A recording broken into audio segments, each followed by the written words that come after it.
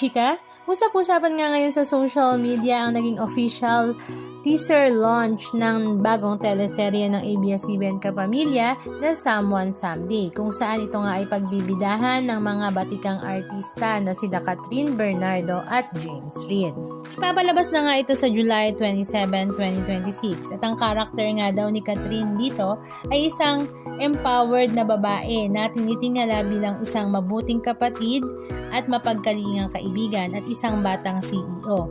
Siya nga daw ang lumikha dito ng dating app na naglalayong tulungan ng mga kababaihan na maghanap ng pag-ibig. Samantala, si James Reid naman ay ang childhood best friend ni Catherine, kung saan siya nga ay may lihim na pagtingin sa kanyang best friend. At ang kanyang fashion sa music, kung saan siya nga ay musikero din dito at the same time. Samantala, meron nga daw twist dahil ang atake nga ng serye ay merong matapang na bahagi ng karakter dito ni Catherine, kung saan nanapak nga siya ng isang babae sa kanilang eksena na talaga namang ikinagulat nga ng lahat. Kasama rin nga ni Catherine sa teleseryeng ito ang kanyang ilan sa mga malalapit na mga kaibigan, katulad na nga lang ni Dimples Romana at Maha Salvador. At speaking nga of Maha Salvador, pinakita nga sa teaser na si Maha nga daw ay isang fan dito, kung saan meron nga siyang madilim na layunin at balak maghiganti nga daw kay Catherine na talaga namang maglalagay sa kanya sa panganib at sa kanyang negosyo. Napakarami nga daw twist ng teleseryeng ito, kaya naman kaabang-abang according nga sa kanilang direktor. Samantala, ito rin nga ang isa sa pinakamalaking pagbabalik telebisyon ni Catherine Bernardo sa teleserye. Matatandaan nga na ang kanyang huling teleserye ay Too Good to Be True noong 2022, kung saan kasama nga niya ang kanyang ex-boyfriend na si Daniel Padilla. Samantala, si James Reid naman ay after 8 years ay magbabalik nga rin sa teleserye. Ang kanyang huling teleserye ay Till I Met You noong 2016. Kung saan ang kasama din nga niya ay ang kanyang ex-partner na si Nadine Lustre.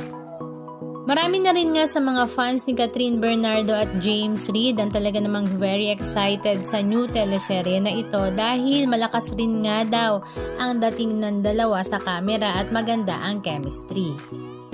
Samantala, last Sunday naman, June 28, 2026 ay talaga namang naging usap-usapan na rin sa social media ang primetime bida motorcade ng Someone Someday at Sigabo. Dahil si Catherine Bernardo at Julia Montes ay muli ngang nagkita na talaga namang ikinakilig nga ng lahat. Naganap nga ito sa San Fernando, Pampanga, kung saan ang lahat nga ay napawaw dahil si Mara at Clara nga daw ay muling nagkita. Pumunta nga si Catherine sa float ni Julia Montes para bisitahin ito sa kanilang motorcade. Kitang-kita nga raw ang excitement sa dalawa nang sila nga ay magkita. Agad nga silang nagbeso at nagyakapan. Samantala, si Coco Martin naman ay winelcome din si Catherine at James Reid sa kanilang float, na talaga namang nakakatuwa dahil bihirang-bihira nga daw itong mangyari. At kapansin-pansin din nga daw na kahit sobrang init nga daw ng panahon sa kanilang motorcade ay wala pa rin daw kupas ang ganda ni Catherine Bernardo na talaga namang tinilian nga ng lahat. Halika at panoorin natin ang ilan sa mga video clips ganap na kanilang ibinahagi.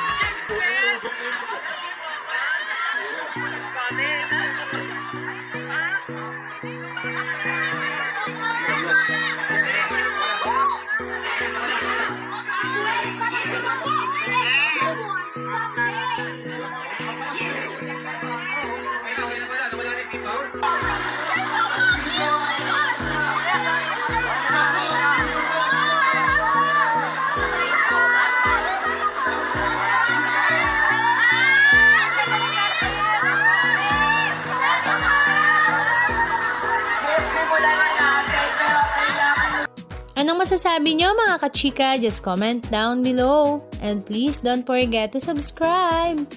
Thank you!